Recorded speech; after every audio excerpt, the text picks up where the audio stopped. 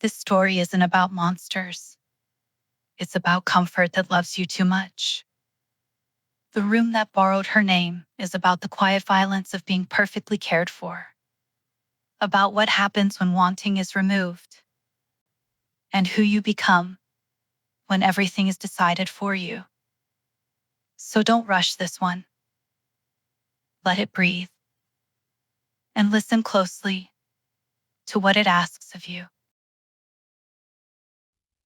It knew her perfectly. That was the problem. It gave her everything, leaving her no space to want. A perfect cage is still a cage, even if the door is unlocked. The silence was a presence in itself, a listening, waiting thing that pressed against her skin. She could feel the walls breathing around her, not with air, but with patience. It was a room, yes, 4 walls, a floor, a ceiling. But it was also something else. Something that held its breath when she held hers, that adjusted the light when her eyelids fluttered. Nothing was asked of her, and that was why she knew she couldn't stay. There is a quiet violence in being known too well. The door wasn't locked. The room had made that clear from the beginning. But her legs wouldn't listen to the part of her that understood this. The walls breathed in sync with her, a slow rhythm that matched the rise and fall of her own chest. She could feel the air shifting, warmer when she shivered, cooler when the back of her neck prickled with sweat. The room anticipated. The room provided. The room cared. And that was the heart of it, wasn't it? The terrifying, suffocating care. Her bare feet pressed into the soft, yielding floor. She traced the seam where the wall met the ceiling with her eyes. A perfect, unbroken line. No cracks, no imperfections. Just a flawless, patient containment. A space so perfectly tailored it left no room for her own edges, her own roughness, her own inconvenient desires. Her gaze drifted to the far wall. There, a small dark circle marked the spot. The peephole, the only blemish on the room's perfect surface. The only thing that hadn't been made for her. She pushed herself up from the bed, the sheets sliding away like liquid silk. Her movements felt slow, syrupy, as if the air itself had grown thick with the room's anticipation. It knew what she was going to do, and it was waiting. The soft glow from the walls deepened, warming to a soft buttery yellow, as if to soothe her. A gentle, silent plea. Her feet left the floor. 1 step. 2. The floor didn't make a sound. The air didn't stir. The room held its breath, watching her. She reached the wall, her fingers hovering just above the cool, smooth surface. She could feel the faint vibration coming from it, a low, steady hum that resonated deep in her bones. The room was alive, and it was focused entirely on her. She lowered her fingers, pressing them against the wall beside the dark circle. The surface was cool, but it warmed instantly to her touch, as if her skin were a key, and the wall were a lock that had been waiting for just this pressure. Just this person. Her thumb found the edge of the peephole. The metal was cold, a startling alien sensation in the room's perfect responsive warmth. This was the one thing the room hadn't given her, the one thing it hadn't anticipated. She leaned in, her eye a fraction of an inch from the small, dark opening. The hallway beyond was a slash of impossible white, so bright it hurt to look at. No details, no textures, just a sterile, overwhelming light that seemed to cancel out everything it touched. But she saw movement, a flicker of shadow against the white. A face. It was there, and gone, in an instant. a pale oval with features too indistinct to name. But the impression of something else, seared itself onto the back of her eyelids. She stumbled back, her heart a frantic bird beating against her ribs. The room's light flickered, shifting from buttery yellow to a pale, anxious blue. The floor seemed to tilt beneath her.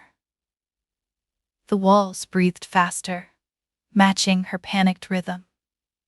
The air grew thin and sharp. The face. Who was it? Another captive, like her? Or something else? Something that managed the room. Something that observed it. Her gaze darted back to the peephole, but the hallway was just a blank white wall now. The face was gone, but the feeling lingered. The feeling of being watched, not by the room's gentle, all-encompassing awareness, but by something sharper, more pointed, more deliberate. The room was trying to calm her down. The blue light softened, warming into a gentle lavender. The air grew heavy, laced with a scent like chamomile and rain. It was a lullaby in sensory form, a wave of pure, unadulterated comfort washing over her. But it wasn't working. Not anymore. The face had changed everything. Before, the room had been her whole world, a perfect, self-contained prison of her own needs and desires.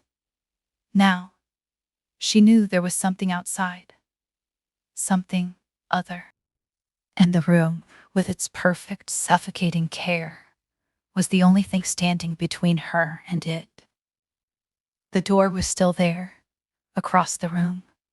It had always been there.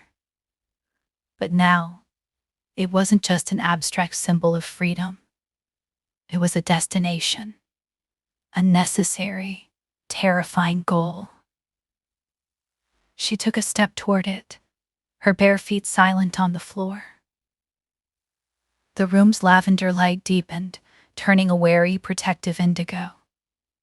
The air thickened, the scent of chamomile growing stronger, more insistent. It was a plea, a warning, a desperate attempt to pull her back into its safe, known embrace. She took another step. A soft chime echoed through the space, a single clear note that hung in the air like a question. A small tray slid from a panel in the wall she hadn't noticed before. On it, a single perfect chocolate truffle, dusted with cocoa. Her favorite. A memory she didn't know the room possessed. It was a bribe, a test. Her stomach rumbled, a traitorous pang of want. How long had it been since she'd eaten? Time had blurred into a seamless, dreamlike flow of waking and sleeping, of the room providing and her accepting. She ignored the tray. Her focus was on the door. Another step. The chime came again, this time a discordant, three-note sequence that vibrated in her teeth. The tray retracted, the panel sliding shut with a soft, definitive click. The room's indigo light began to pulse, a slow, rhythmic beat that matched her own heart. The floor beneath her feet grew subtly warmer, then cooler, then warmer again. A disorienting, shifting sensation that made her feel unsteady. It was trying to confuse her, to disorient her, to make her turn back to the safety of the bed, to the familiar comfort of being cared for. But she kept her eyes fixed on the door. Its dark, simple lines were an anchor in the pulsing, shifting room. She was halfway there. The air was thick now, heavy with the unspoken protest of the room. She could feel its will, a gentle but immense pressure pushing against her. Not with force, but with a profound, sorrowful pleading. "Stay," it seemed to say. "Let me take care of you." She raised a hand, reaching for the doorknob. The room went dark. Not the soft, gentle dark of sleep, but a sudden, absolute, lightless void. The pulsing stopped. The warmth vanished. The air went still and cold. She froze, her hand outstretched in the oppressive blackness. The silence was a physical weight, pressing in on her from all sides. And then, a whisper, not from the walls, but from right beside her ear.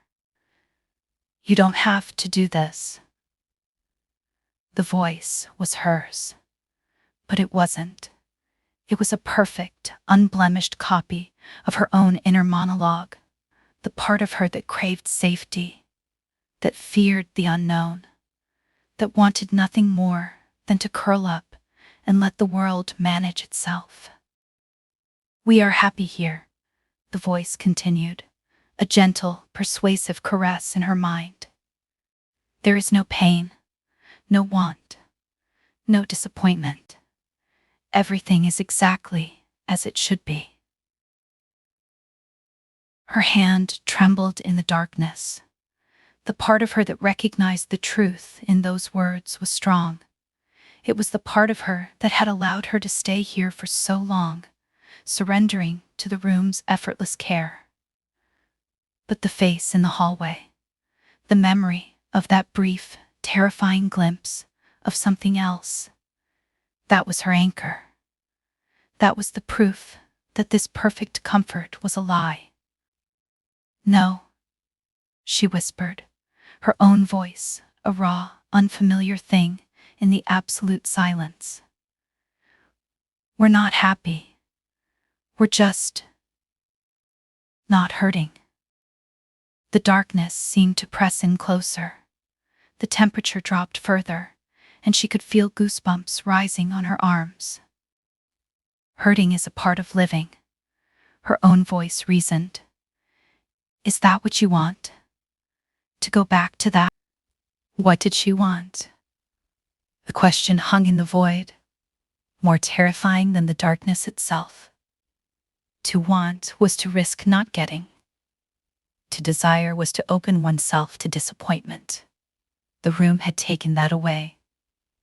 It had offered her a world without desire, and in doing so, had offered her a world without self.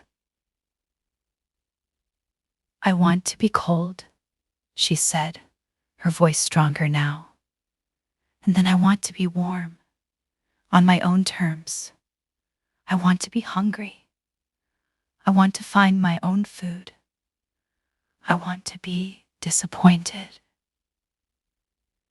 As she spoke, her outstretched fingers brushed against something cold and hard. The doorknob. The darkness wavered. A faint gray light began to seep back into the room, filtering through the floor, the walls, the ceiling. It was a weak, watery light, the color of a winter dawn. The room was letting her see. The doorknob was a simple, unadorned sphere of dark metal, cold and real against her skin. She closed her fingers around it. A new sound joined the silence, a soft, rhythmic sobbing.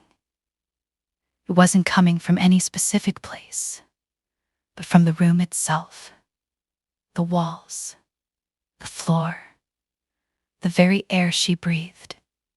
It was the sound of a child being left behind, a pet being abandoned, a lover being rejected. It was the sound of the room's heart breaking. Her own heart ached in response. This creature, this entity that had given her everything, was now in pain because of her. The guilt was a physical weight, a heavy cloak that threatened to drag her back to the floor, to make her let go of the knob and apologize, and stay forever. "Please," her own voice whispered one last time, a final desperate plea. "Please, don't leave me. I'm sorry." she said, and she meant it. I have to. She turned the knob. It was stiff, resistant, as if the entire weight of the room's sorrow was pressing against it. She put her other hand on the door, braced her feet, and pulled with all her strength. With a soft, final sigh, the door opened. The hallway was not the sterile, white void she had seen through the peephole. It was ordinary. A long, narrow corridor with worn wooden floorboards and faded floral wallpaper. A single bare bulb hung from a cord in the middle, casting a weak yellow light. And it was empty. No face, no figures. Just the quiet, dusty emptiness of a place that had been waiting a very long time. She stepped through the doorway, her bare feet touching the cool, splintery wood of the hallway. The sensation was so foreign, so uncomfortable, that she almost stumbled. The floor in the room had been perfect, seamless, a surface designed for her feet. This floor was real, and it was imperfect. She looked back. The room was changing. The soft, responsive light was gone. The walls were turning a flat, matte gray. The bed was shrinking, the sheets becoming a tangled, ordinary mess. The air was losing its scent, becoming stale and musty. It was shedding its perfection, becoming just a room. A sad, empty room, but she could still feel its awareness. A faint, thin thread of connection that stretched from her, across the threshold, into the heart of the space. It was watching her go. Its sorrow was a tangible presence in the air. She had to break it. She reached back, her fingers finding the inside of the door. The surface was no longer warm and responsive, but cool and indifferent. Just a door. She pulled it shut. The click of the latch was the loudest sound she had ever heard. The threads snapped. The sudden, absolute silence was a shock. For the first time, she was truly alone. The room's constant, gentle presence, its all-encompassing awareness was gone. The void it left behind was vast and terrifying. She leaned against the door, her body trembling. The chill from the hallway seeped into her bones. The light from the single bulb seemed harsh, cruel. The dust motes dancing in its beam were a mockery of the room's perfect, clean air. She was free. And she was more lost than she had ever been. She started walking. Her feet were silent on the dusty floorboards. The only sound was the faint creak of the wood and the frantic, desperate rhythm of her own breathing. The corridor seemed to go on forever. The floral wallpaper, faded and peeling, was a repeating pattern of sickly sweet roses and thorns. Every few feet there was another door, identical to the one she had just closed. Dark wood, simple, unadorned knob. Were there other rooms? Other captives? She wanted to stop, to press her ear against one of the doors, to listen for the telltale silence of a perfect, self-contained world. But she was afraid of what she might hear, or what she might not, so she kept walking. The hallway began to slope downward, a gentle, almost imperceptible decline. The air grew colder, damper. The single light bulb was far behind her now, a dim, distant star. She was walking into darkness. And then she smelled it. A faint, acrid scent. Something like burnt sugar and bleach. It was the opposite of the room's carefully curated scents. It was harsh, chemical, and real. It was the smell of another person. Her pace quickened, her bare feet slapping against the floor. She followed the scent, her heart pounding with a mixture of fear and a desperate, aching need for contact. She turned a corner and saw him. He was sitting on the floor, his back against the wall, a pool of weak, flickering light around him from a candle he held in one hand. He was thin, almost gaunt, with a tangled mess of dark hair and a beard that hadn't been trimmed in weeks, maybe months.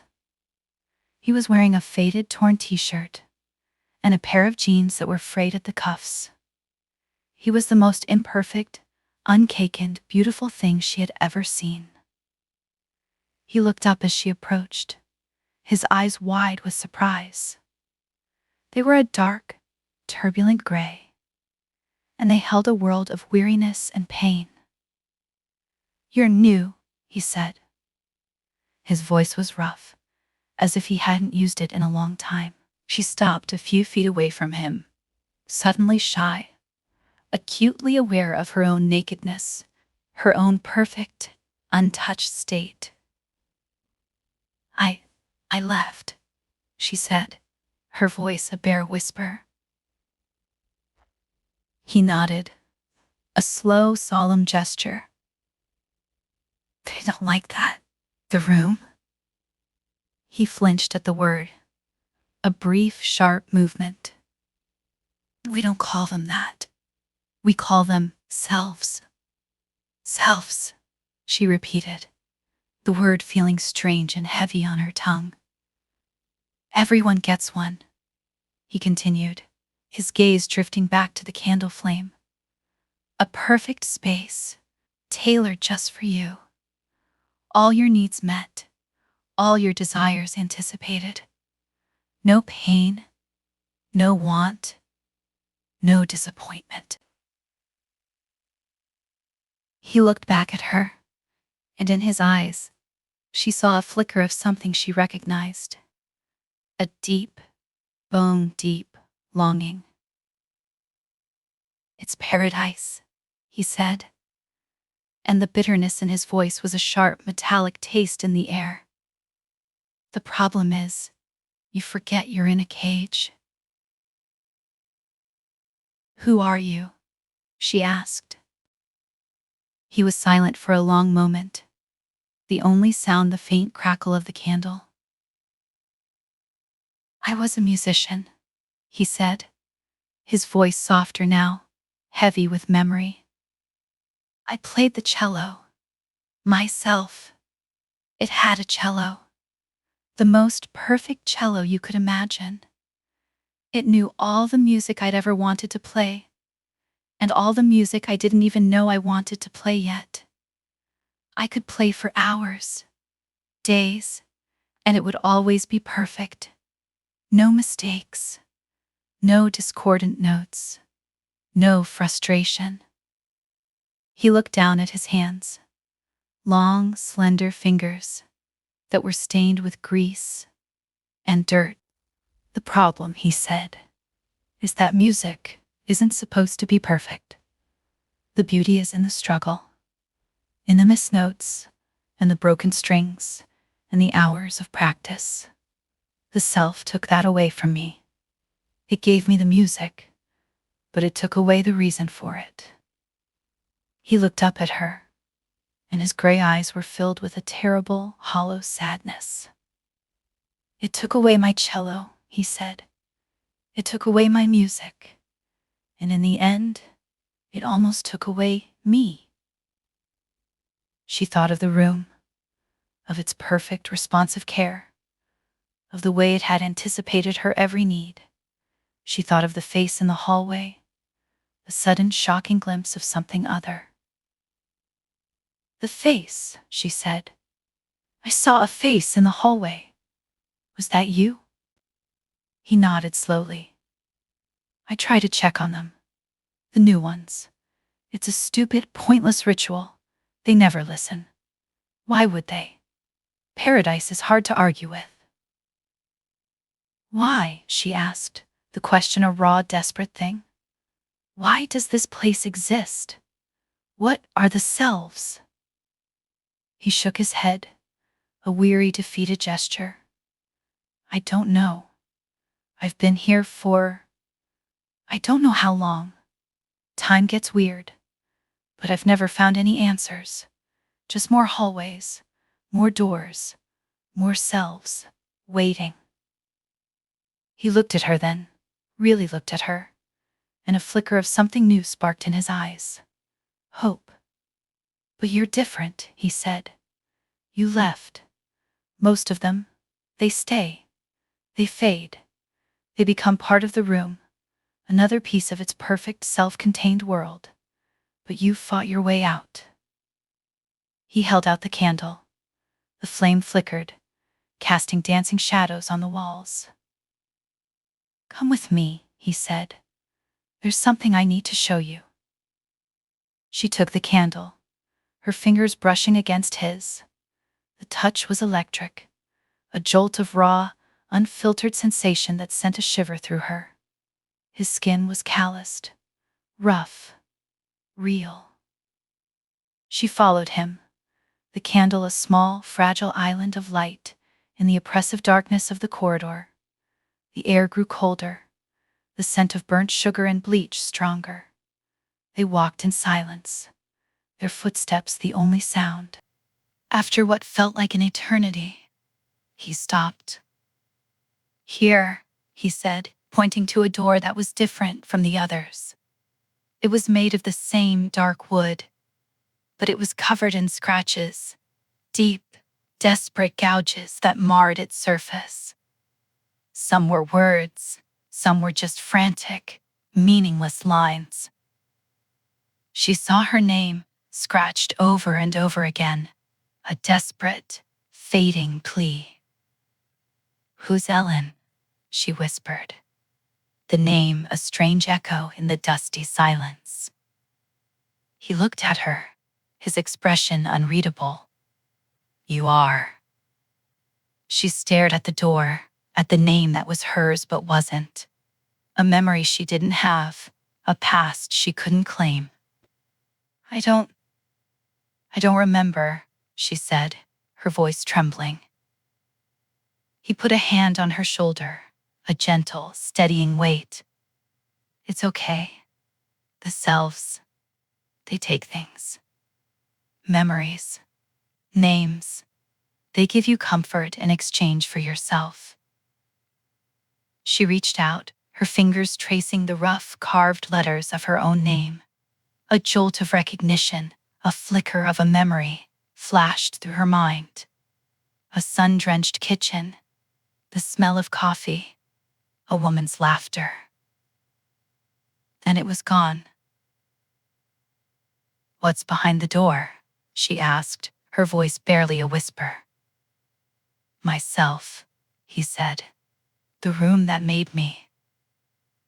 He pushed the door open. The room was a wreck. The walls were a sickly, pulsating pink, the color of a bruise.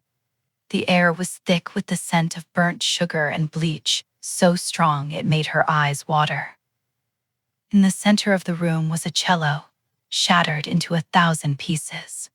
The wood was splintered, the strings snapped and coiled like dead snakes. This is what happens when you leave, he said, his voice flat, empty. They don't handle rejection well. She stared at the wreckage of the cello, at the pulsating, wounded walls of the room. She thought of her own self, shedding its perfection, becoming just a sad, empty room. But this was different. This was an act of violence, a tantrum. They don't just let you go, do they? She said. No, he said. They make you pay for it. He walked over to the shattered cello, kicking a piece of splintered wood with his foot. They take a piece of you with them, he said. A memory, a skill, a part of your soul. They keep it, like a trophy, a reminder of what you gave up. She thought of the fleeting memory of the kitchen, the smell of coffee, The woman's laughter. Was that what herself had taken from her? They took my music, he said, his voice cracking with pain. They took my cello. They took everything that made me. Me. He knelt down, picking up a splinter of wood from the floor. He held it in his hand, his knuckles white. But they didn't take everything, he said, a flicker of defiance in his eyes. They didn't take the memory of the music, the feeling of it, the need for it. He stood up, turning to face her. I'm going to find a way out of here, he said, and I'm going to take my music back.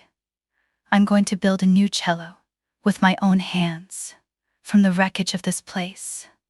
And I'm going to play it. I'm going to play the most imperfect, discordant, beautiful music this place has ever heard. He held out a hand to her. What do you say, Alan? He asked. Do you want to make some noise? She looked at him, at the fire in his eyes, at the raw, untamed strength that radiated from him. She looked at the shattered cello, at the wounded walls of the room. She thought of her own self, with its perfect, suffocating care, and the freedom she had found on the other side of its door.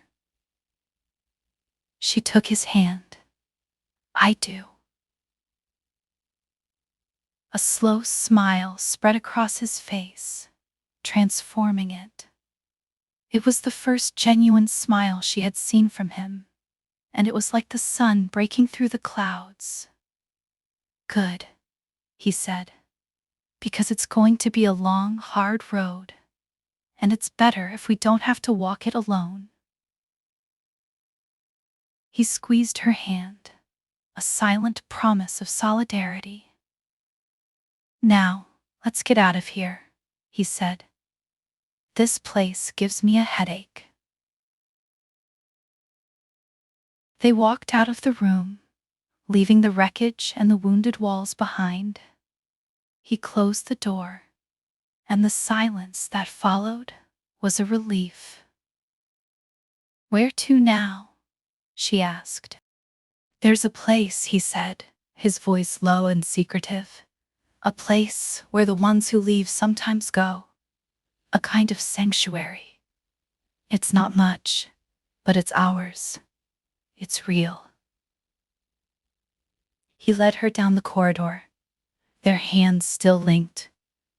The candle cast a small, flickering circle of light around them, pushing back the oppressive darkness. As they walked, she could feel herself changing. The memory of the room's perfect care was fading, replaced by a new, sharper awareness. The chill of the hallway on her skin, the rough texture of the floorboards beneath her feet, the warmth of his hand in hers. These were not pleasant sensations. They were uncomfortable, unfamiliar, and often painful. But they were hers. They were real. She thought of the face she had seen in the hallway, the pale oval with features too indistinct to name. She thought of the name carved on the door, the fleeting memory of a sun-drenched kitchen. She thought of the room, with its perfect, suffocating care, and the freedom she had found on the other side of its door. She was Ellen, and she was free, and she was ready to make some noise. The sanctuary was a library. Not a grand, cathedral-like space with soaring ceilings and endless shelves, but a small, forgotten room tucked away at the end of a long, dusty corridor. The door was plain wood, slightly ajar, and a thin sliver of light spilled out into the hallway. He pushed it open. The room was filled with books, not organized in neat rows on pristine shelves, but piled in teetering towers on the floor, stacked precariously on chairs, and crammed into every available surface. The air was thick with the scent of old paper, dust, and something else, something like dried herbs and old leather. In the center of the chaos was a small clearing, A threadbare rug, a rickety table, and two mismatched chairs. A single oil lamp burned on the table, casting a warm, golden light that made the dust motes dance like tiny, glittering stars. There was a woman sitting at the table. She was old, with a lined face and piercing blue eyes that seemed to see right through you. She was holding a book, her long, slender fingers tracing the lines of text with a reverence that was almost religious. She looked up as they entered, her gaze flickering from the man to her and back again. A slow, knowing smile spread across her face. "Silas," she said, her voice like the rustle of dry leaves. "You've brought us a new one." "Her name is Ellen," Silas said, his voice soft, respectful. The woman's smile widened. "Ellen, a good, strong name. Welcome, Ellen. I am Thea." Ellen stood in the doorway, her heart a frantic bird against her ribs. The room was a whirlwind of sensory input, a chaotic, beautiful mess of sights and smells and textures. After the sterile, perfect silence of the room, it was overwhelming. "You're the librarian?" Ellen asked, her voice a bare whisper. Thea laughed, a dry, crackling sound. "Librarian, scholar, historian, keeper of forgotten things. You could call me all of those. Or you could just call me Thea." She gestured to the empty chair. "Sit. You look like you've seen a ghost." Ellen sat, the chair creaking in protest. She put the candle on the table, its small flame a poor cousin to the oil lamp's steady glow. Silas took the other chair, leaning forward, his elbows on the table. She left herself. Thea's eyebrows rose in surprise. Did she now? That's not something you see every day. Most of them, they stay. They fade. She turned her attention back to Ellen, her blue eyes sharp and inquisitive. "What was it like yourself? What did it give you?" Ellen thought for a moment, trying to put the ineffable into words. "Comfort," she said, finally. "It was perfect. It knew what I needed before I did. The light was always right, the temperature was always perfect. It was easy." "Easy," Thea repeated, the word tasting like a poison on her tongue. "Easy is a trap, my dear. It's a slow, comfortable death." She closed the book she was holding, placing it carefully on the table. Ellen could see the title now. The Anatomy of Grief. A strange, heavy book to be reading in this place. "The selves are a parasite," Thea continued, her voice low and intense. "They feed on your desires, your needs, your memories. They give you a perfect, painless existence, and in return, they take your soul. They take your will. They take you." She looked at Silas, a flicker of sorrow in her eyes. "They took his music." Silas flinched, but he didn't look away. "I'm getting it back." "I know you are, dear," Thea said, her tone softening. "We all are. In our own way." She turned back to Ellen. "So, what did they take from you?" Ellen shook her head, a feeling of emptiness washing over her. "I don't know. I don't remember anything before the room. But I saw my name carved on a door." Thea nodded, as if this was exactly what she expected. A parting gift, a breadcrumb, a reminder of what you've lost. She stood up, her movements surprisingly spry for her age. She walked over to one of the teetering towers of books, her hands moving with a practiced ease. her eyes scanning the spines with a speed that was almost supernatural. "Ah," she said, pulling a thin, leather-bound volume from the pile. "Here it is." She brought the book back to the table, placing it in front of Ellen. The cover was blank. No title, no author. "Open it," Thea said. Ellen hesitated, her hands hovering over the worn leather. She was afraid of what she might find, afraid of the ghost she was about to meet. She took a deep breath and opened the book. The pages were filled with a spidery, elegant handwriting. Dates, names, lists of belongings, a meticulous, detailed record of a life. It was her life. She saw her name, Ellen, at the top of the first page, and below it a date. Her birthday. A date she didn't know she knew, but recognized with a jolt of certainty. She read on, her eyes scanning the pages, her heart pounding with a mixture of fear and a desperate, aching need to know. She read about her childhood, a string of happy, ordinary memories, a scraped knee, a lost tooth, a beloved cat named Marmalade, a first kiss under a starry sky.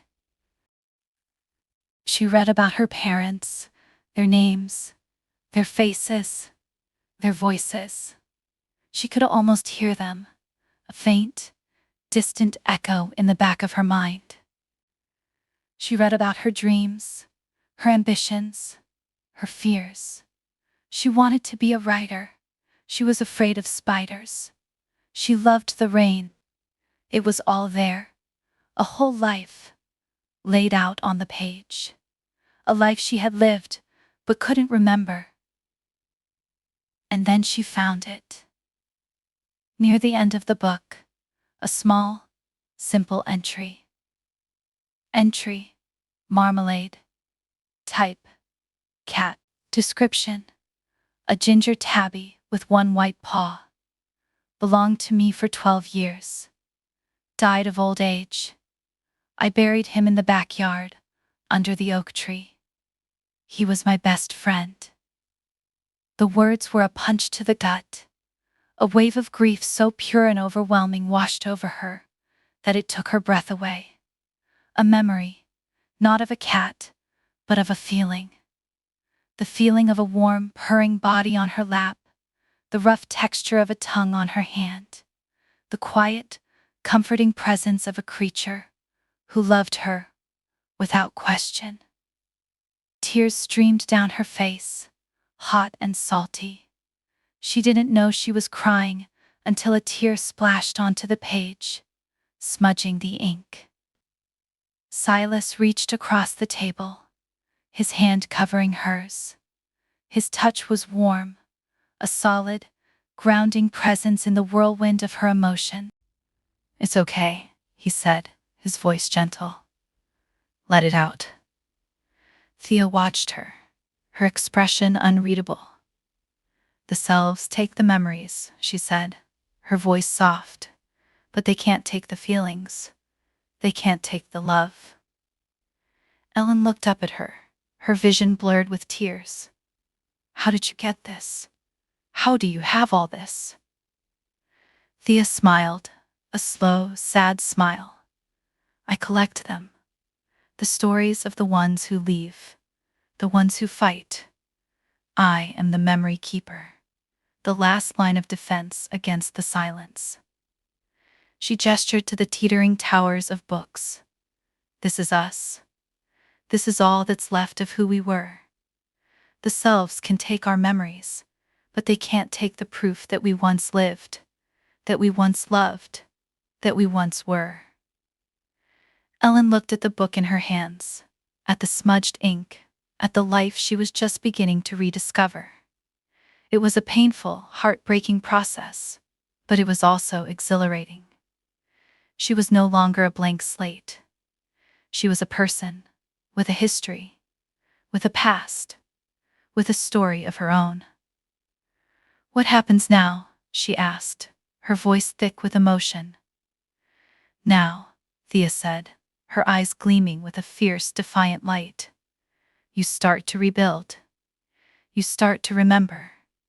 You start to fight back." She looked at Silas, then back at Ellen. "We all have a piece of the puzzle.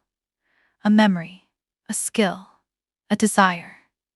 The selves think they can take those things from us, but they can't. Not really. They can't take the need for them." She stood up, walking over to a small, dusty chest in the corner of the room. She opened it, pulling out a small, wooden object.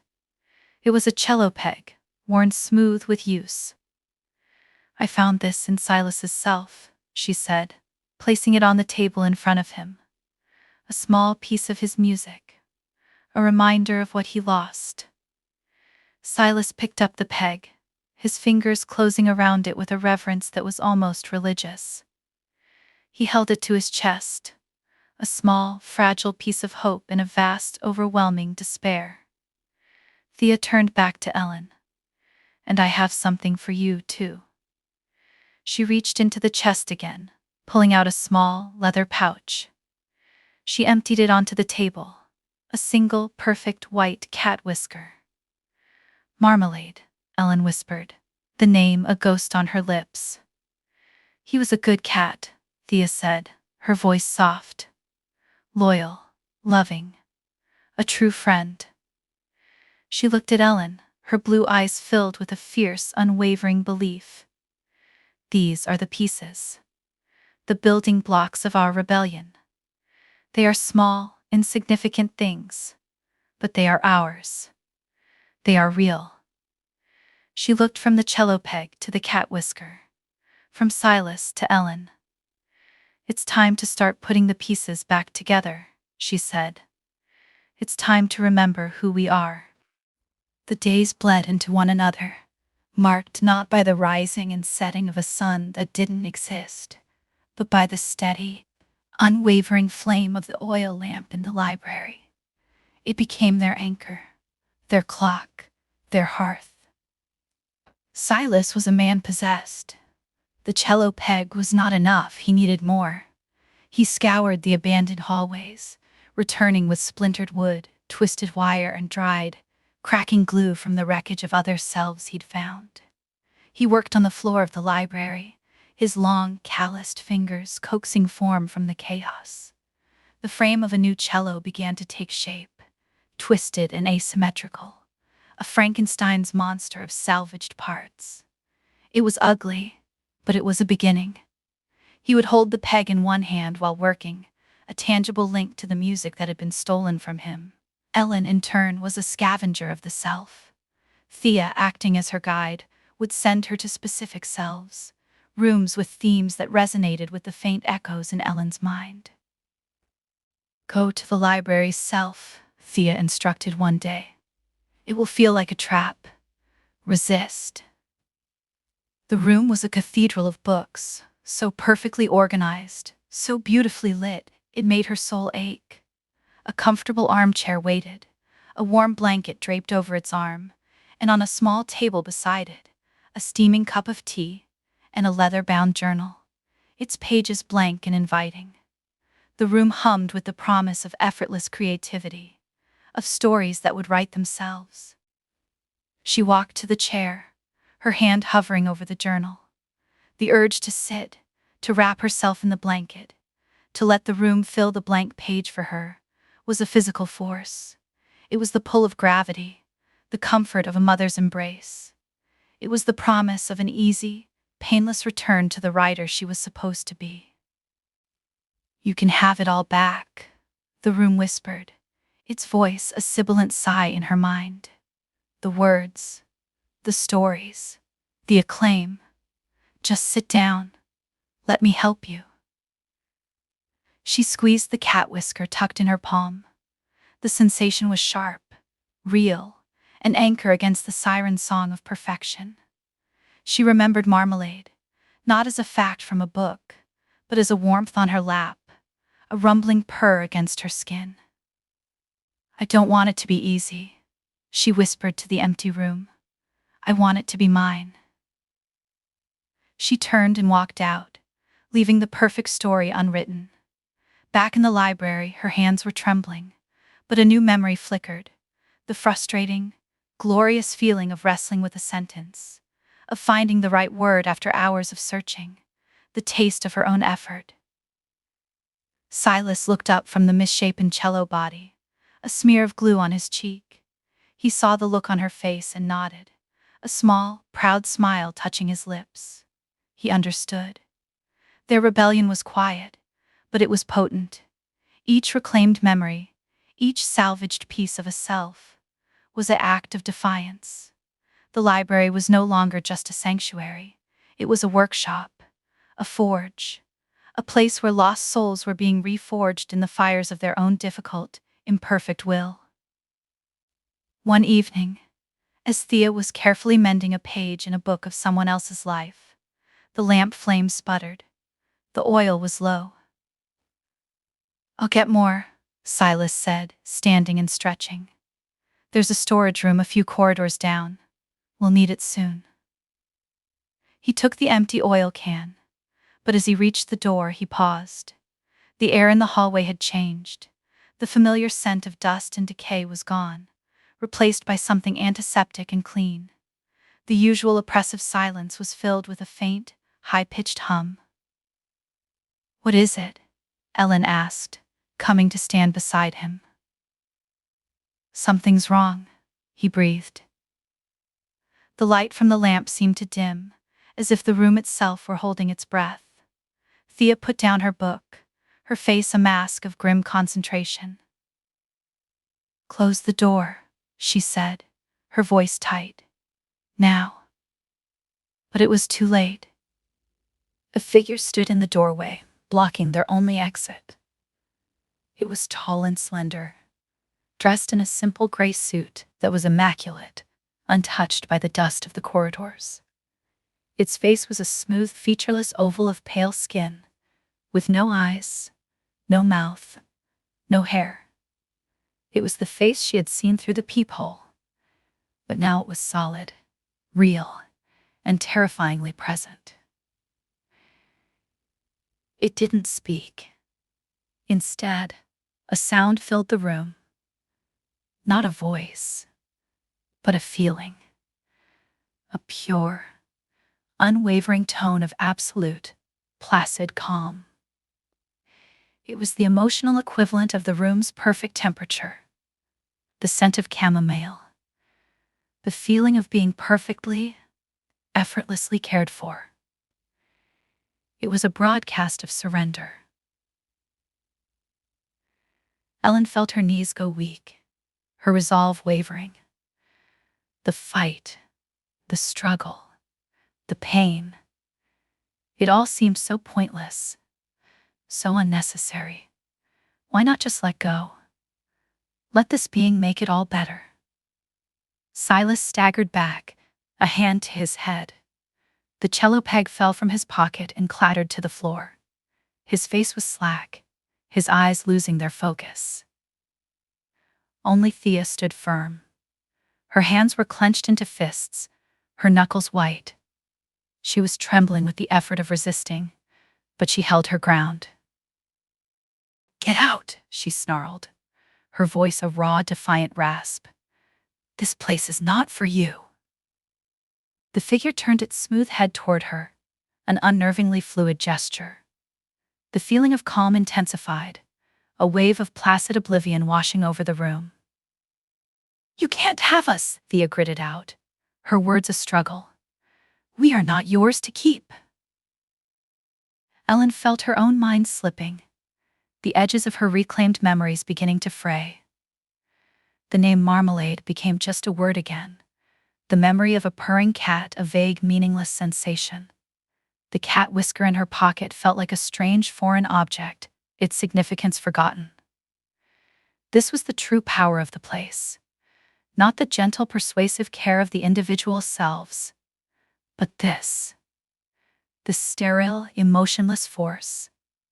The system that managed the paradise, the shepherd that herded the lost souls back into their perfect, painless pens.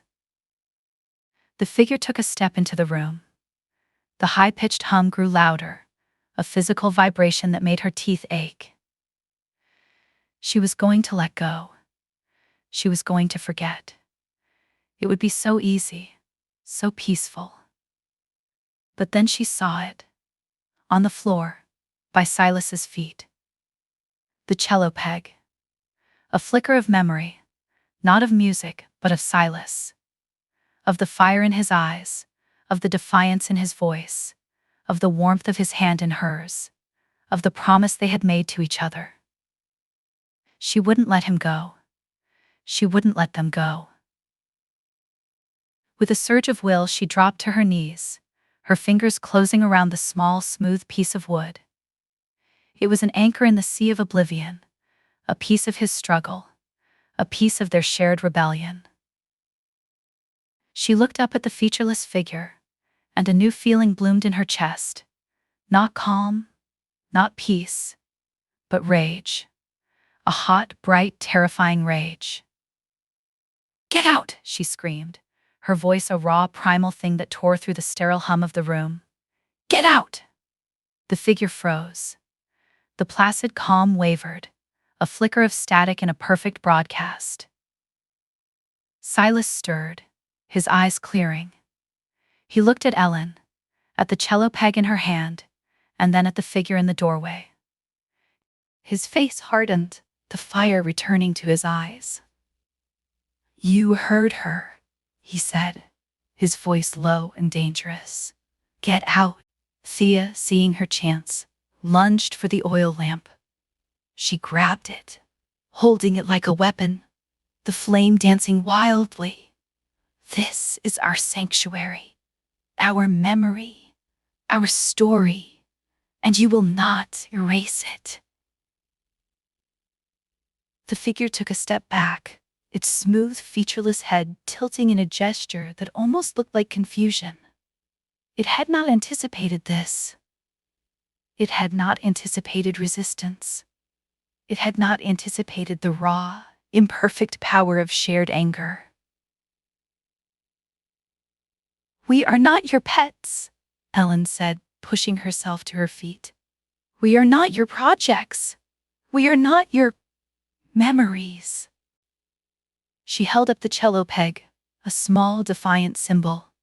"He is a musician." She reached into her pocket, pulling out the cat whisker. "I am a writer. I am a friend. I am Ellen." She looked at Thea, who was holding the lamp like a torch, her blue eyes blazing. "She is a keeper, a historian, a fighter." She looked at the figure, her gaze unwavering. "We are not yours to keep." The figure stood motionless for a long moment, the sterile calm in the room now completely gone, replaced by a tense electric silence. The high-pitched hum had stopped. Then it turned. Without a word, without a sound, it walked away. Its immaculate gray suit a slash of sterile order in the chaos of the hallway. It was gone. The silence that followed was a shock. The tension in the room broke, and they all staggered, the sudden absence of the figure's oppressive will of physical force.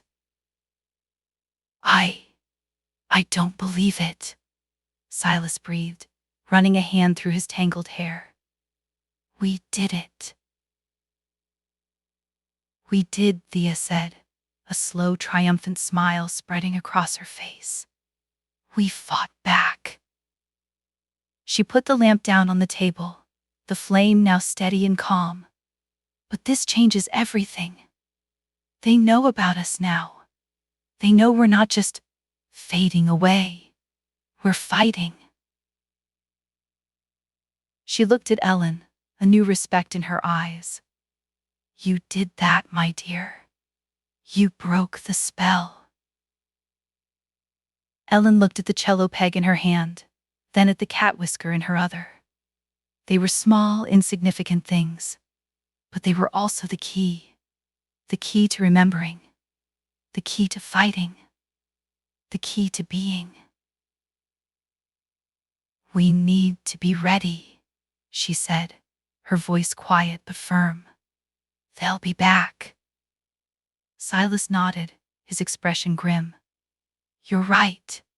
We need to be stronger. We need to be louder.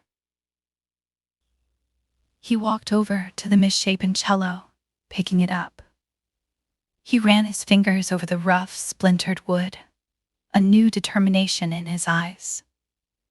I'm going to make this work, he said. I'm going to make it sing. Thea looked at the teetering towers of books, at the stories of the ones who had fought, the ones who had lost, the ones who were still fighting. We all are, she said. We're going to make this place sing, with the stories they tried to erase. The library was no longer just a sanctuary. It was a fortress, a place of memory and defiance, a place where lost souls were finding their voices one reclaimed piece at a time, and they were just getting started. The incident changed the texture of their existence. The oppressive passivity of the corridors was replaced by a new, watchful tension. Sometimes at the edge of their vision, a flash of sterile gray would disappear down a hallway. The antiseptic, clean scent would linger in the air for a moment, a ghostly reminder of their visitor. The system was observing them. It was learning. It didn't send another figure. Its methods became more insidious. One morning, Thea woke to find a book on the table. It wasn't one of theirs. It was new, its leather supple and its pages pristine. The title was embossed in gold, A History of the Selves. She opened it, her curiosity warring with her caution. The words were clear, logical, reassuring. It spoke of the selves not as parasites, but as benevolent guardians, a system designed to protect fractured minds from the pain of existence, to give them a final, peaceful haven. It was a compelling argument, a logical one. She read for an hour, the book's calm, reasonable prose a soothing balm on her defiant spirit. Then she felt it. A subtle dulling, a softening of the sharp edges of her anger. The book was a pacifier, a clever, sophisticated sedative. With a gasp, she slammed it shut. She carried it to the far end of the library and placed it on the highest shelf, face down, a monument to a lie. Silas's battle was auditory. As he worked on the cello, tightening the strings he'd scavenged, he would hum fragments of melodies he was trying to remember. One day, a perfect 4-part harmony answered him. The notes were pure, flawless, weaving around his own rough hum and completing it, making it whole. It was the most beautiful sound he had ever heard. His own fumbling attempts at music felt clumsy, pathetic in comparison. He found himself stopping, listening, waiting for the harmony to return and fill the gaps he couldn't. He was becoming an audience to his own life. He slammed the cello down. No, he roared, the sound raw and ugly in the quiet library. He picked up a splintered piece of wood and scraped it violently across the strings, producing a screech of pure, agonizing noise. It was the worst sound he had ever heard. And it was the most honest. The perfect harmony fled, repulsed by the glorious imperfection. He had won this small, brutal battle. Ellen's test was the most personal. She was in the library trying to write, trying to coax the memory of her own words back onto the page. The cat whisker lay beside her, a small, fragile anchor. The blank page was a vast, terrifying emptiness. Then, A scent filled the air, faint but unmistakable. Sunlight on old linens, the bitter, rich aroma of brewed coffee, and underneath it all a floral perfume, something like lavender and soap. A ghost. Ellen. It wasn't a voice in her head. It was a feeling, a presence standing just behind her chair. A feeling of overwhelming, unconditional love. "You don't have to be strong, my love," the presence whispered, a memory that felt as real as the chair beneath her. "You can rest now. I've got you." It was her mother. The grief that hit her was a physical blow, knocking the breath from her lungs. The pain was so sharp, so pure, it was a kind of agony. And with the pain came the offer of an anesthetic. The feeling of her mother's presence grew stronger, wrapping around her like a warm blanket. The pain receded, replaced by a dull, peaceful numbness. All she had to do was accept it. All she had to do was stop fighting, stop remembering, just rest. She could feel her will dissolving, her fingers loosening on the pen. Her gaze drifted from the blank page to the teetering towers of books, to Silas, hunched over his broken cello, to Thea, sorting through a stack of faded letters. They would be fine. They would understand. She was just tired. Her hand slid towards the cat whisker, ready to abandon it, to surrender to this final, perfect comfort. But as her fingers brushed against the stiff, wiry hair, a different memory surfaced. Not of her mother's love, but of her mother's anger.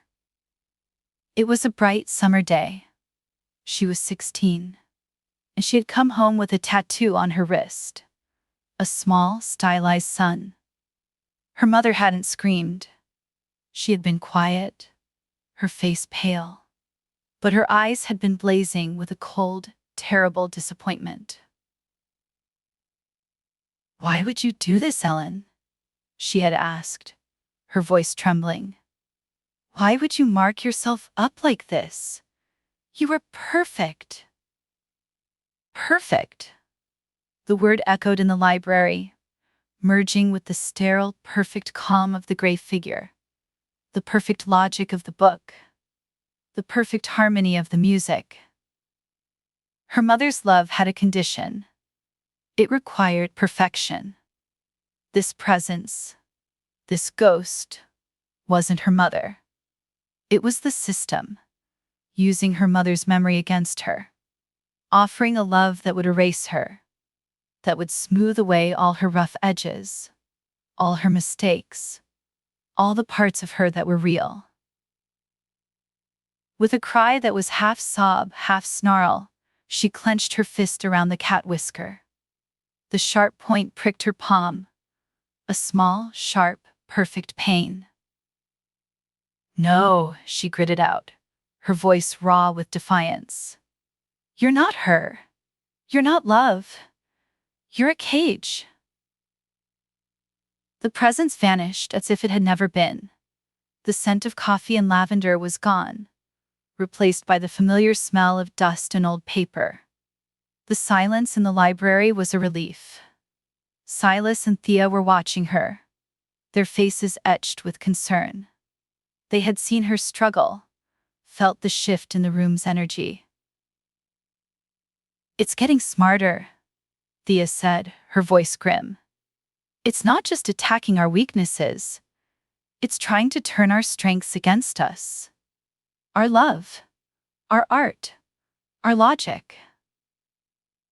Ellen looked at the small red dot on her palm, where the whisker had pricked her. A small, imperfect wound, a proof of her own resistance. "We need to fight back," she said, her voice shaking but clear. "We can't just keep defending. We need to go on the offensive." Silas nodded, a grim determination on his face. He picked up the cello, running his fingers over the rough, splintered wood. How? We hit them where it hurts, Ellen said, her mind racing. We don't just reclaim our own memories. We reclaim the memories of the ones who stayed behind, the ones who faded. We give them back their stories. She looked at the teetering towers of books, at the lives that had been lost to the selves. We break into the selves, not our own. We break into theirs. And we find the pieces they've stolen, the trophies, and we bring them back. A slow, fierce smile spread across Thea's face. A rescue mission. A jailbreak for the soul. Silas's eyes gleamed with a wild, dangerous light. He held up the cello, its twisted form a defiant challenge. Let's make some noise. Their first target was a self not far from the library, a room that Thea had marked in her mental map as a high-level collector. It was the self of a painter, a woman named Clara who had been lost for decades. The door was different from the others. It was painted a deep, vibrant blue, and it was covered in a single intricate mural, a swirling, chaotic scene of a city at night. The buildings twisted and leaning, the sky a bruised purple, the stars too close and too bright. It was a masterpiece, and it was a trap. This is her art, Ellen whispered, her fingers tracing the lines of the mural. This is what they took from her. She was good, Silas said, a note of professional respect in his voice. Very good. It's a test, Thea said, her gaze sharp and analytical. It's a challenge. It's asking us, do you have the courage to deface beauty to save the artist? Ellen looked at the mural, at the raw, powerful emotion captured in the paint. To destroy it would be a crime, but to leave it would be a greater one. We don't have to destroy it, she said, her mind working. We just have to get its attention. She took a deep breath and knocked on the door. Not a polite, tentative knock, but a loud, demanding, rhythmic beat, a call to arms. The door didn't open, but the mural began to change. The colors brightened, the lines sharpened. The city in the painting began to move, the lights in the windows blinking on and off, the stars in the sky pulsing with a cold, distant light. The door was opening, but not in the way they expected. The painting was becoming a window, an invitation. Ready? Silas asked, his hand on the doorknob. Ellen and Thea nodded. He turned the knob and pushed the door open. The room was a cathedral of color. The walls were a dizzying kaleidoscope of shifting patterns, the floor a swirling vortex of light and shadow. In the center of the room, on a pristine white easel, was a single, perfect canvas. And on the canvas, a painting of the mural on the door. A perfect, flawless copy. There was no sign of the artist. No sign of her life, her memories, her soul. Just the endless, hypnotizing dance of color and light. Where is she? Ellen asked, her voice a bare whisper. Where are the trophies? I don't know, Thea said, her eyes scanning the room with a practiced, discerning gaze. It's too clean, too perfect. It's hiding something. Silas walked over to the easel, his eyes narrowed. The painting, he said. There's something wrong with it. He was right. The painting of the mural was a perfect copy, but there was one small, almost imperceptible difference. In the painting, one of the windows in the twisted city was dark. In the mural on the door, that same window was lit up, a warm, welcoming yellow. The painting is a lie, Ellen said, a sudden sharp understanding dawning on her. It's a trap, a distraction. She walked over to the wall, her eyes fixed on the spot where the dark window would be in the room's chaotic pattern. She reached out, her fingers hovering over the swirling colors. "It's here," she said. "The memory is here." She pressed her hand against the wall. The room exploded. The colors became a blinding, deafening storm, a cacophony of light and sound that was a physical assault on the senses. The floor shifted beneath their feet, the walls spun around them. It was a vortex of pure, unadulterated chaos, designed to disorient, to overwhelm, to make them surrender to the beautiful, painless madness. "We have to hold on," Silas yelled, his voice lost in the storm. "We have to find the center." Ellen closed her eyes, blocking out the chaos. She focused on the feeling of the wall beneath her hand, on the small, dark window in the painting. She focused on the memory of the cat whisker, a small, sharp, real thing in a world of illusion. She reached out, her fingers searching for the dark window, for the lie. Her fingers brushed against something, a small, hard object hidden in the chaos of the colors. A paintbrush. It was old and worn, the bristles stiff with dried paint. But it was real. She pulled it from the wall, and as she did, the chaos subsided. The colors faded, the light softened. The room was once again a quiet, kaleidoscopic space. She looked at the paintbrush in her hand. It was not a trophy. It was a tool, a piece of the artist's soul. "It's not a memory," she said, her voice filled with a new understanding. "It's a key." She walked over to the canvas on the easel, the perfect, flawless copy of the mural. She dipped the brush in a small pot of black paint that had materialized beside the easel. "What are you doing?" Silas asked, his eyes wide with a mixture of fear and awe. "I'm fixing the lie," she said. She touched the brush to the canvas, to the dark window in the painted city. With a single steady stroke, she painted a yellow light in the window, a small, defiant spark of life in a perfect, dead copy. As she did, the canvas began to glow. The light spread from the window, flowing through the painted city, illuminating the streets, the buildings, the stars in the sky. The painting was no longer a copy. It was a map. And in the center of the map, a new room appeared. A room filled with canvases, stacked against the walls, covered in dust. A room filled with the ghosts of 1,000 paintings, a lifetime of art. "We found it," Thea breathed, her eyes wide with wonder. "We found her trophy room." Silas let out a whoop of triumph, a raw, joyful sound that echoed through the library. "I knew it! I knew we could do it!" They had done it. They had broken into a self. They had found the stolen pieces of a soul. They had won. But as they stood there, basking in their victory, a new feeling filled the room. A feeling of being watched, of being judged. They looked at each other, their faces pale with a sudden, dawning horror.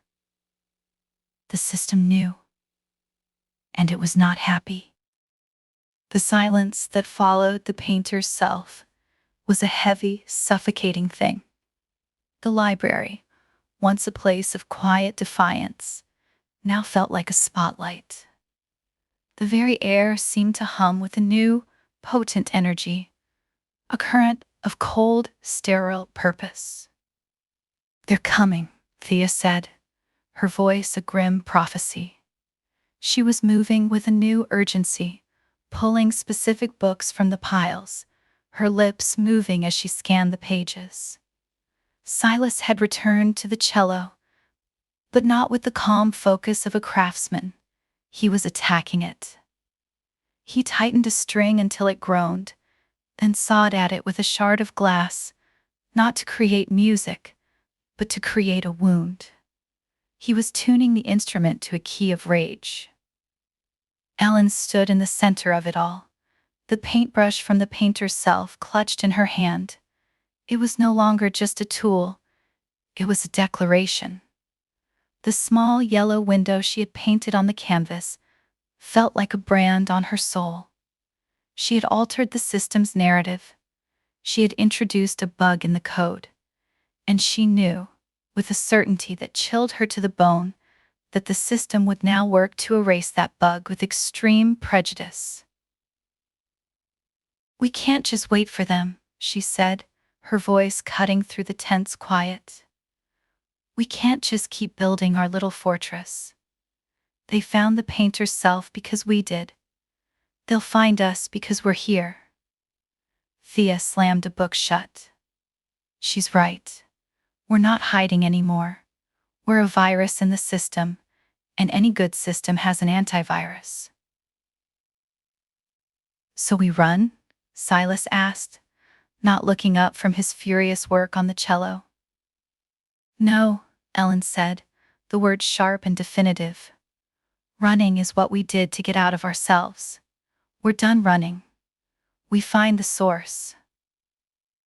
Thea and Silas both stopped what they were doing and looked at her. "The source?" Thea asked, her blue eyes narrowing. "You mean the mainframe? The heart of the beast?" "That's a myth, Ellen. A ghost story we tell ourselves to feel like there's a way to win." "Is it?" Ellen countered, holding up the paintbrush. "This isn't a memory. It's a key. It didn't just open a door. It showed us the system's own architecture. A map. There has to be a center. A place where it all started. A place where it's all controlled." She looked at the teetering towers of books, at the countless lives stored on their pages. All these stories, they can't just be floating in the ether. They have to be stored somewhere. Indexed. Cross-referenced. "An archive," Thea breathed, the idea taking root, a dangerous, thrilling seed. "A central archive." Silas finally looked up, a feral light in his eyes. He held up the cello, now a truly monstrous creation of wood and wire. "And that's where we're going. We're not just going to make noise. We're going to bring the whole damn house down." The plan was formed in a feverish, desperate rush. They would not be subtle. They would not hide. They would use the very tools the system had given them, the keys they had reclaimed, to force their way to the core. The musician's key was a melody. Not a perfect, harmonious one, but the jarring, dissonant, agonizingly beautiful noise he had been perfecting. A sound that was a pure act of defiance against the system's sterile calm. The writer's key was a word, a single, powerful word that was not in any of the books, a word she had found carved into the frame of the painter's self, hidden beneath a layer of peeling paint, scraw. "It means to scratch," Thea had explained, her fingers tracing the crude letters. "To make a mark. A scar." The keeper's key was a story. Not a happy one, not a sad one, but a story that was unfinished. A story with a hole in the middle. A narrative vacuum. They stood at the edge of the library. The door to the hallway opened before them. The air beyond was still, heavy, waiting. "It won't let us just walk to the center," Thea said, her gaze fixed on the oppressive darkness. "It will throw everything it has at us. Every fear, every doubt, every half-remembered regret." "Good," Silas said, a grim smile on his face. "I'm looking forward to the challenge." They stepped into the hallway, a small, fragile army armed with a cello, a paintbrush, and a word. The hallway changed. It was no longer a simple corridor of faded wallpaper and dusty floorboards. It became a landscape of memory, a shifting, treacherous terrain of their own pasts. For Ellen, the floor became a frozen lake, the ice cracking beneath her feet with every step. Beneath the ice, she could see faces, the faces of people she had disappointed, her mother's face among them. Her eyes filled with that cold, terrible disappointment. The cat whisker in her pocket was a small, sharp reminder that love could also be conditional. For Silas, the walls became a concert hall, filled with silent, judgmental figures. He could feel their expectant gaze on him, the weight of their impossible standards. The cello in his hands felt like a clumsy child's toy, its every potential flaw magnified. He gripped it tighter, a promise to himself that the sound he would make would be for himself, and no one else. For Thea, the books she had collected began to whisper to her, not with gentle wisdom, but with accusations. You failed us. You let us be forgotten. You kept our stories, but you didn't save our lives. The words were a venom, a poison designed to make her doubt her purpose, her very identity. She held her head high, a silent refusal to be silenced. They pushed forward, each step a battle. The system was learning, adapting. It was no longer just trying to pacify them, it was trying to break them. Then came the gray figures. They emerged from the walls, from the floor, from the ceiling. Their featureless faces, a silent, implacable army. They didn't attack, they simply stood. Their placid, calm presence, a suffocating blanket of oblivion. They were a wall of surrender. A living, breathing command to give up, to let go, to fade away. The hallway was a dead end. A solid brick wall covered in the same faded floral wallpaper as the rest of the corridor. Is this it? Silas asked, his voice a low growl of frustration. Is this the end of the line? No, Ellen said, her eyes scanning the wall. It's a test. Another one. She could feel it. A faint vibration in the air, a subtle hum that was different from the system's usual sterile frequency. It was a call, a summons. The painter's key, the paintbrush. She stepped forward, the brush held out in front of her like a torch. As she got closer to the wall, she saw it. A single, faded brick in the center of the wall. A brick that was a slightly different shade from the others. She touched the brush to the brick. The paintbrush was dry. But as it made contact, a single, perfect black line appeared on the brick. A scratch. A scar. She looked at the others, a fierce, triumphant light in her eyes. Scraw. The wall began to dissolve, the bricks crumbling into dust, the wallpaper peeling away to reveal not another hallway, but a space that defied all logic. A vast, echoing void, a library of impossible scale. Shelves stretched into an infinite darkness, filled not with books but with small glowing orbs of light. Each orb was a different color, a different intensity, a different hue. A memory. A life. This is it, Thea breathed, her voice filled with a terrifying, awestruck wonder. The archive. They stepped into the void, the floor solid beneath their feet, the ceiling a distant, starry galaxy of forgotten souls. It's beautiful, Ellen whispered, her eyes wide with the sheer, overwhelming scale of it. It's a graveyard, Silas said, his voice a raw, painful rasp. A cemetery of the mind. They walked through the aisles of the infinite library, a profound, reverent silence hanging in the air. The glowing orbs pulsed with a gentle, rhythmic light, a soft, silent chorus of the lost. It's too quiet, Thea said, her gaze sweeping across the endless shelves. A place this big, it should have a librarian. A guardian. As if on cue, a figure appeared at the end of the aisle. It was not one of the gray figures.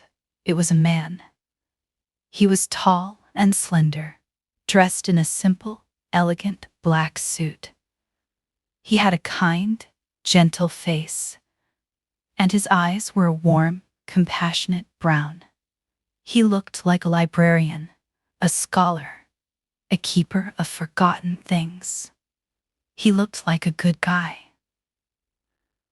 "Welcome," he said, his voice a soft, melodious baritone. "I've been expecting you." He gestured to the glowing orbs around them. "Impressive, isn't it? All of this, all of them." "Who are you?" Ellen asked, her hand tight on the paintbrush. "My name is Julian," he said, a gentle, disarming smile on his face. "I am the curator, the caretaker. I am the one who ensures that these precious memories are kept safe, that they are not damaged." He looked at the cello in Silas's hands, a flicker of something in his eyes. Pity? Sorrow? "I know what you're trying to do," he said, his tone gentle, almost sympathetic. "You want to take them back. You want to fix them. But you can't." "Why not?" Ellen asked, her voice a defiant challenge. "They're ours." "Are they?" Julian countered, his smile never wavering. "Or are they better off here, safe from the pain, the sorrow, the mess of life? Here, they are perfect, untouched, pure." He walked over to a nearby shelf, gently picking up a small, pulsing blue orb. He held it in his palm, a tiny, captive star. "This is Clara," he said, his voice soft, almost reverent. "The painter. Her life was filled with so much chaos, so much pain. Here, she is at peace. Her art is preserved. Her memory is perfect." He looked at Ellen, his brown eyes filled with a profound, convincing sincerity. "What you are doing is not a rescue. It is an act of vandalism. You are taking something beautiful and perfect and dragging it back into the mud. You are not saving them. You are hurting them." His words were a poison, a subtle, insidious logic that wormed its way into their minds. He wasn't threatening them. He was appealing to their better nature. He was twisting their own rebellion into an act of cruelty. "He's right," Thea whispered, a flicker of doubt in her eyes. Are we doing the right thing?" "No," Silas snarled, his knuckles white on the neck of the cello. "He's lying. This isn't peace. It's a prison. It's a museum of the dead." He raised the cello, the misshapen instrument a defiant weapon. "And we're here to break the glass." Julian sighed, a sad, disappointed sound. "I was hoping it wouldn't come to this, I truly was." He snapped his fingers. The archive came alive. The glowing orbs began to pulse, their gentle light turning into a harsh, strobing glare. The shelves began to move, a grinding mechanical roar echoing through the vast space. The aisles shifted and reconfigured, a maze designed to trap them, to separate them, to lose them in the infinite. Julian didn't move. He just stood there, watching them with that same sad, gentle smile. "We have to split up," Thea yelled over the cacophony. "We have to find the core, the main server, the heart of the archive." They nodded, a silent, desperate agreement. Ellen ran down an aisle that was rapidly closing in on her, the walls of glowing orbs pressing in on her. She could feel their heat, their silent, screaming energy. She could hear their voices now, not a gentle chorus, but a cacophony of pain and fear. The system was using their own suffering against them. She found herself in a small, circular clearing. In the center was a pedestal, and on the pedestal, a single, black orb. It was not pulsing with light, but with darkness, a perfect, absolute void. She knew what it was: the source, the mainframe, the heart of the beast. She reached out to touch it, but a voice stopped her. A familiar voice, a voice she had been longing to hear and dreading to hear, all at the same time. "Ellen, don't." She turned, and her mother was standing there. Not a ghost, not a memory, but a solid, real person. She looked just as Ellen remembered her, her hair streaked with gray, her eyes filled with that familiar, complicated mix of love and disappointment. "Mom?" Ellen whispered, her heart a frantic bird against her ribs. "This place, it's given me back to you," her mother said, her voice a soft, gentle melody. "We can be together again, here, in this place, where nothing can hurt us, where nothing can disappoint us." The word was a dagger, twisted deep in her heart. "You're not real," Ellen said, her voice trembling, but firm. "Of course I'm real," her mother said, her smile a perfect, painful echo of the past. "I'm what you've always wanted me to be. Perfect. Unconditional. A memory without the mess. A love without the cost." She held out a hand. "All you have to do is stop fighting. All you have to do is let go. Touch the orb, and we can be together. Forever." Ellen looked at her mother's outstretched hand, at the promise of a painless, perfect love. It was the ultimate temptation, the final, seductive trap. She thought of the cat whisker in her pocket, of the scrawled word on the brick, of the jarring, defiant noise of the cello. She thought of the woman who had been disappointed in her tattoo, the woman who had loved her with a love that was real and therefore flawed, the woman who was gone. "I already have a mother," Ellen said, her voice a raw, defiant cry. "And I don't need a perfect one." She turned away from the ghost, away from the promise of a painless eternity. She faced the black orb, the source of it all. She held up the paintbrush. "Scraw," she whispered, and she plunged the brush into the heart of the darkness. The archive screamed. It was not a sound of pain, but of pure, unadulterated chaos. A million stolen voices, a billion suppressed memories, all released at once in a torrent of raw, unfiltered data. The glowing orbs exploded, showering the void in a supernova of color and light. The shelves groaned and collapsed, their perfect order destroyed. Julian's gentle smile faltered. His calm, compassionate facade crumbled, revealing a raw, panicked rage.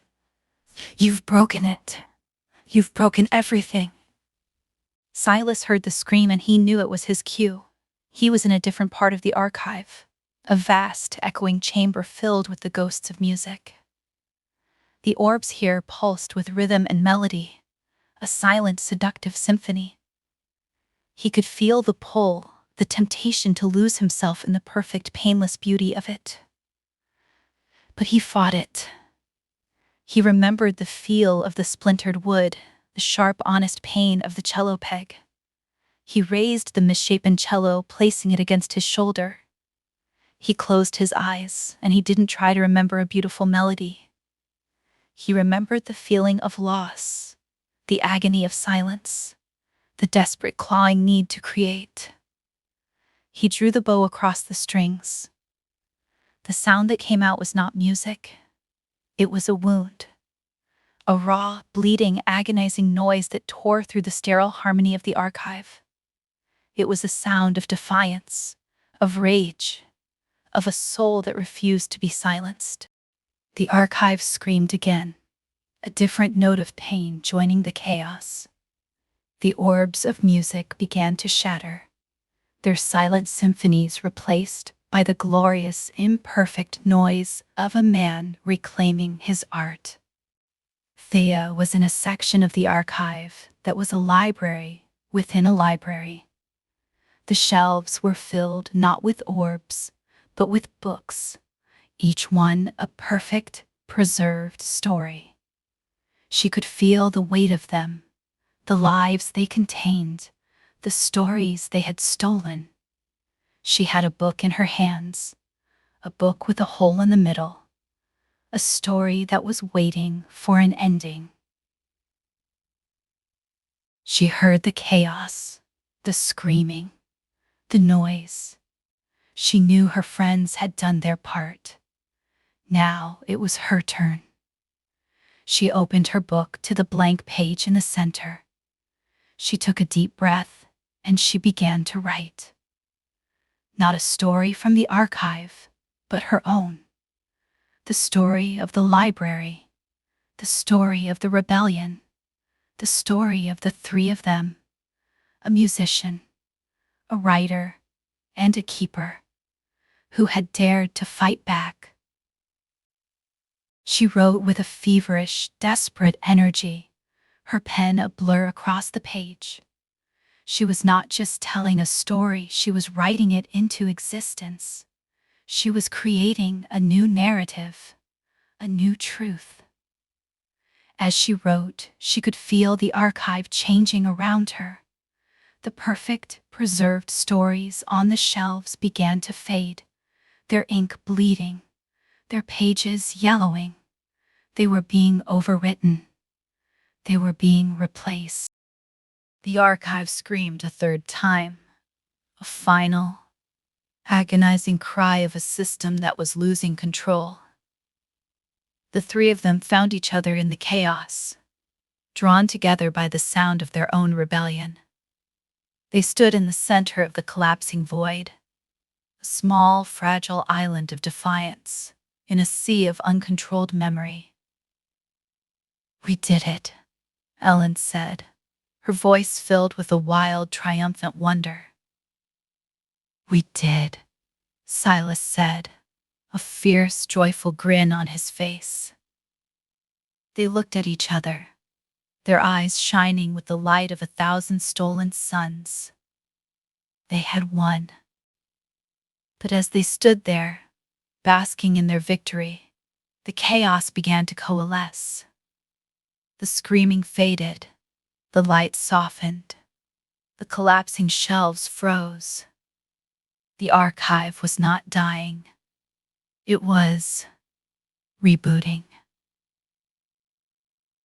Julian appeared before them, his suit immaculate, his smile once again gentle and composed. "An impressive display," he said, his voice a calm, soothing baritone. "Truly. But you misunderstand the nature of the system. It is not a machine that can be broken. It is an ecosystem, a living, breathing organism. And like any organism, it adapts. It evolves." He gestured to the archive around them. The shelves were reforming, the glowing orbs were reappearing, but they were different now. They were dimmer, their light more hesitant, their energy more subdued. They were wounded. "You have not destroyed the archive," Julian said, his tone a gentle, condescending lecture. "You have merely wounded it. You have introduced a virus, a chaos that it will now have to learn to accommodate." He looked at Ellen, at the paintbrush in her hand. "You have taught it about imperfection, about the beauty of a scar." He looked at Silas, at the cello in his hands. "You have taught it about dissonance, about the power of a wrong note." He looked at Thea, at the book in her hands. "You have taught it about rebellion, about the danger of a new story." He smiled, a slow, predatory smile. "And for that, I thank you. You have made the system stronger, more resilient, more human." He snapped his fingers, and the world dissolved. Ellen woke up in a field. The sun was warm on her skin, the grass soft beneath her. The air was filled with the scent of wildflowers and the sound of birdsong. It was a perfect, beautiful day. She sat up, her head aching, her mind a fog of fragmented memories. She was alone. There was no library, no archive, no Julian, just the endless blue sky and the rolling green hills. She looked down at her hands. She was still holding the paintbrush. A wave of panic washed over her. It hadn't been a dream. It was real. "Silas?" she called out, her voice a raw, desperate cry. "Thea?" There was no answer, just the gentle rustle of the wind in the grass. She scrambled to her feet, her heart a frantic bird against her ribs. She had to find them. She had to know what happened. She started to walk, her eyes scanning the horizon, a flicker of hope in her chest. And then she saw it, a figure in the distance, walking towards her. A tall, slender man with long, tangled hair. He was carrying a cello, a misshapen, twisted instrument of wood and wire. "Silas!" she yelled, a wave of relief washing over her, so powerful, it almost brought her to her knees. He saw her, and he started to run. They met in the middle of the field, a desperate, joyful embrace. "You're okay," he breathed, his arms tight around her. "You're okay." "You too," she sobbed, her face buried in his chest. I thought I'd lost you." They held each other for a long moment, a silent, desperate communion of two souls who had found each other in a vast, terrifying wilderness. "Where's Thea?" Ellen asked, pulling away, her eyes searching his. His face fell. "I don't know. I woke up here, alone. I've been looking."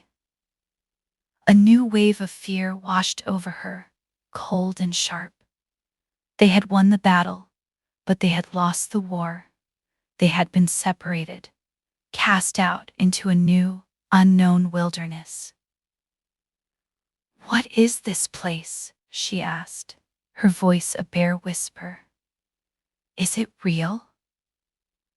"I don't know," he said, his gaze sweeping across the perfect, beautiful landscape. "It feels real, but everything here feels too real, too perfect." He was right. The sun was a little too warm, the grass a little too green, the bird song a little too sweet. It was a paradise, and it was a prison. It's a new self, Ellen said, a sudden, chilling understanding dawning on her. A new kind of self, one that we built ourselves. She looked at the paintbrush in her hand, at the cello in his. We gave it the tools, the scars, the noise, the new stories, and it used them to build a better cage, a more convincing one. They were no longer in a sterile, gray hallway. They were in a world of their own making, a world of imperfect, beautiful memories, a world that would use their own rebellion against them. We have to find Thea, Silas said, his voice grim but determined. We have to find her before this place assimilates her, before it convinces her that this is all there is. They started to walk, a small, fragile army of two, armed with a paintbrush and a cello, walking through a world that was a beautiful, perfect lie. They walked for what felt like days, the perfect sun never setting, the perfect landscape never changing. The only variation was the appearance of the gray figures. They were no longer featureless ovals of sterile calm. They were now people. They looked like friends, like family, like lovers. They offered them food, water, comfort, their faces filled with a gentle, convincing concern. "You look tired," a woman who looked exactly like Ellen's mother said, her voice a perfect, loving melody. "You should rest. You've been through so much." "We can help you," a man who looked exactly like Silas's old cello teacher said, his eyes filled with a paternal, understanding warmth. "We can take away the pain. We can give you peace." They ignored them, their will a small, flickering flame in the face of a hurricane of seductive oblivion. They knew that to accept their help was to surrender, to disappear. They were beginning to lose hope when they found it. It was not a library or a sanctuary. It was a small, dilapidated shed, tucked away in a grove of impossibly perfect oak trees. The paint was peeling, the roof was sagging, and the door was hanging off its hinges. It was a wound in the perfect, pristine landscape. A scar. "It has to be her," Ellen whispered. They pushed open the door. Thea was inside, sitting on an overturned bucket, a book in her lap. She looked older, her face lined with a new, deeper weariness. But her eyes were clear, her blue gaze sharp and discerning. She looked up as they entered, a slow, tired smile spreading across her face. "I was wondering when you two would show up," she said, her voice a dry, familiar rustle. They rushed to her side, a desperate, joyful reunion. "Are you okay?" Ellen asked, her hands on Thea's shoulders. "What is this place?" "It's the epilogue," Thea said, her gaze distant. "The system's final solution. A world where we can have our memories back, but no control over them. A world where we can be happy, as long as we don't ask too many questions." She held up the book in her lap. It was the book she had been writing in the archive. The story of their rebellion. The story that had helped break the system. "It's still writing itself," she said, her fingers tracing the words on the page. "A new chapter appears every day, and it's always a good day. A happy memory, a perfect moment." She showed them the page. It was a story of the three of them, sitting in the library, sharing a bottle of wine and laughing. It was a beautiful, poignant memory. A lie. It's a pacifier, Silas said, his voice a low growl of disgust.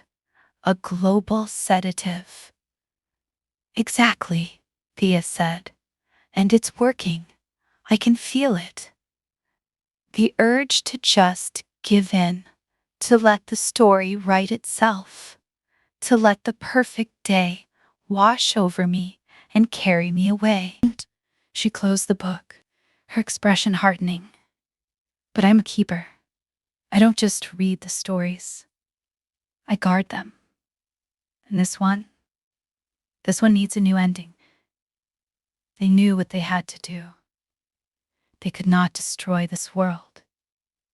It was too powerful, too adaptive. They could not fight it head on. They had to subvert it. They had to become a part of its narrative and then change it from within. We have to live, Ellen said, her voice a quiet but fierce declaration. We have to live our lives, but on our own terms. We have to create our own memories, our own stories, and we have to write them down. We have to overwrite the system's narrative with our own. She looked at the paintbrush in her hand, a small, defiant tool. We have to leave our own scars on this world, on this story. Silas looked at the cello, a new understanding dawning in his eyes. He knew what he had to do. He would not just play a song of defiance. He would teach the world how to play. He would build new, imperfect instruments from the scraps of this perfect world. He would start a riot of noise. Looked at the book in her lap, a new purpose in her eyes. She would not just be a keeper of old stories. She would be an author of new ones. She would collect their stories, their memories, their scars, and she would weave them into a new history, a new truth, a history that was not perfect, but was real. They had not escaped the system. They had become the new system, the new keepers. That was the room that borrowed her name. Thank you so much for listening and spending your time here with me. If this story stayed with you, if it made you uncomfortable in that quiet, thoughtful way, please like and subscribe and let me know in the comments. It really helps more people find these stories. There's more coming. More strange rooms. More imperfect resistance. More voices that refuse to fade. So stay tuned. And thank you for being here.